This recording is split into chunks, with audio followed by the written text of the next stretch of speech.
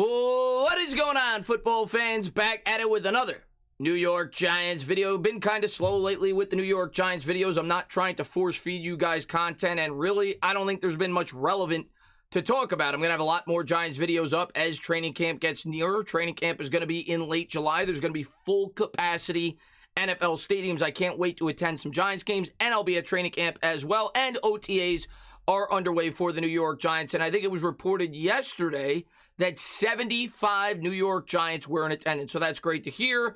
Obviously, there's not a lot of contract drills, things like that, but the players are just getting acclimated to one another, so it's good news. But in this video, I kind of want to talk about two topics that I heard today that I thought were interesting.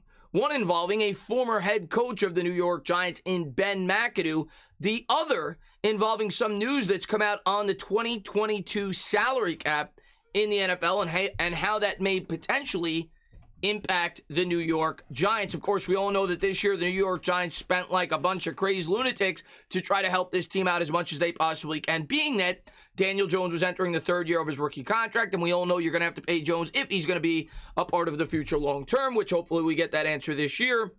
And I think they're trying to take advantage of that rookie window. Now, none of these contracts, for the most part, exceed 3 years outside of Galladay, which they'd be able to get out after 3 years. So they're, for the most part, short-term contracts. But regardless, they still will definitely impact next year's cap. Not to mention the New York Giants, because of the restrictions this year, had to backload the salaries. We're going to talk about just how thin it will be for the New York Giants next year and some of the things they may have to do. I'll jump into some of the salaries for the players entering next year. But the first thing I wanted to do was talk about Ben Mcadoo. And I don't hide it. I don't sugarcoat it. Ben Mcadoo was the coach before I started on YouTube.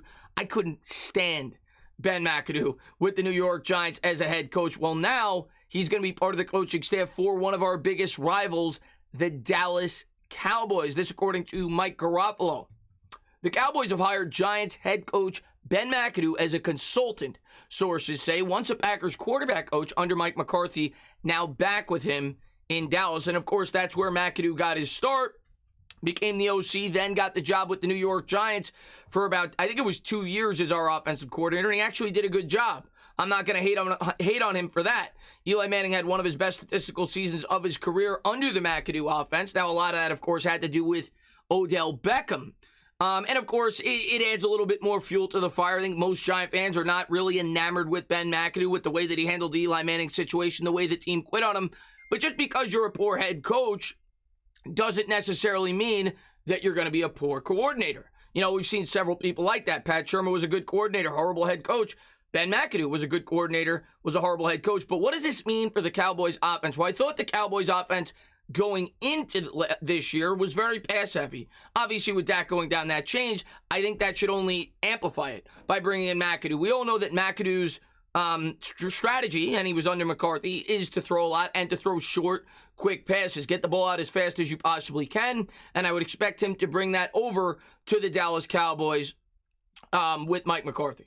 You know, that's kind of what they did to try to mask the Giants' woes on the offensive line. They tried to institute an offense with Mcadoo that called for quick 2-second passes. So expect that to be the case with the Dallas Cowboys, but I think it just adds a little bit more fuel to the fire between these two football teams. So I thought it was interesting news that Mcadoo now will be a part of the coaching staff for the Dallas Cowboys. Now, what I really wanted to touch on was the increased salary cap in the NFL and what the numbers are going to be.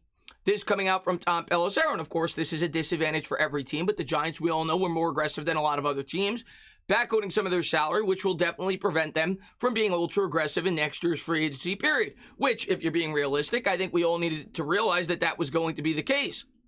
This from Pelissero. The NFL and the NFL Players Association have agreed to a $208.2 million salary cap ceiling for 2022 per source. There is no cap floor as of now. The sides agreed last August to spread the COVID-related revenue shortfall from 2020 over several years, and the cap dropped to 182.5 this year. So the cap this year, of course, is 182.5, and now it cannot exceed $208 million. That doesn't mean that it will be $208 million. That means it's the ceiling. And hopefully it's closer to that than not. And I think it will be. I think obviously with full capacity stadiums, I expect the number to be somewhere around 208. Maybe it'll be 205. Maybe it'll be 204. I expect it to be somewhere near that ceiling, but they have agreed upon not letting it exceed that number. So what kind of money do the New York Giants have to play with? Well, this, according to Dan Duggan, the Giants currently have $202 million in cap charges to 46 players in 2022 per over the cap. And, of course, the ceiling is 208. That's not including rookies, so on and so forth. These are the numbers for the top players on the New York Giants. And excuse me for not showing my face here, but it was just too big, and I wanted you guys to be able to see the names. And sorry for the text message mid-video, but we just keep on trucking. James Bradbury, not going to cut him. Leonard Williams, obviously not going to cut him. Barkley is going to be a major question mark. He's due to make $7 million on the fifth-year extension that he signed this year. The Giants, I think, are either going to extend him on a long-term contract where they could elect to backload some of the salary, or it's possible he is traded. But I think he will more than likely, if he stays healthy this year, be in the long-term plans for the New York Giants. So that $7 million probably will not be the case. It could very well be less than that if they sign him to an extension. Nate Solder is $4 million but has no dead cap hit. So if they elect to move on, they'd save $4 million there. You have Sterling Shepard, where you would say, oh, I'm sorry, he has a $4 million. No, you would save no money with Solder. I misspoke there. It is Shepard where you would save money. You'd save $6.5 million if you were to cut Shepard. I think that's more than likely where they're going to be leaning. So that would knock you down to about $196. That gives you a little money to play with. Daniel Jones, you have to figure, will be here. Logan Ryan, they could cut. That would save $7.8 million. And there's a number of other things that they could do, like we saw this offseason, where they could reconstruct some of the salary. But based off those numbers, based off the fact that the ceiling is going to be $208 million, the Giants have a little bit of money to play with, but they also have players on this team that are going to be pending free agents.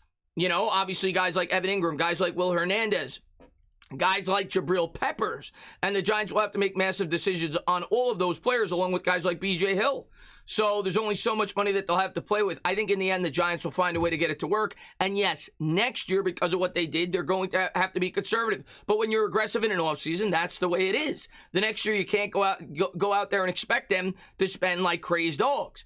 And the one thing I will say is the benefit to what they did is they were all short-term contracts, and the salaries won't look nearly as bad in 2023 and 2024 as they do in 2022. But we have to hope as Giants fans, the moves that they made this offseason in free agency really pay off. We need guys like Kenny Golladay and Adoree Jackson to make a huge impact and really earn the money that they garnered, along with, of course, Leonard Williams, who we brought back on that massive salary, as well as some of the rookies. You hope that they can make an impact. But just wanted to get a video up on that, stating my thoughts about the salary cap next year, the ceiling, and also talk about Ben Mcadoo getting reintroduced to Mike McCarthy and the NFC East. As always, guys, if you liked what you watched, please subscribe, drop a comment, maybe give me a little thumbs up. Cheers.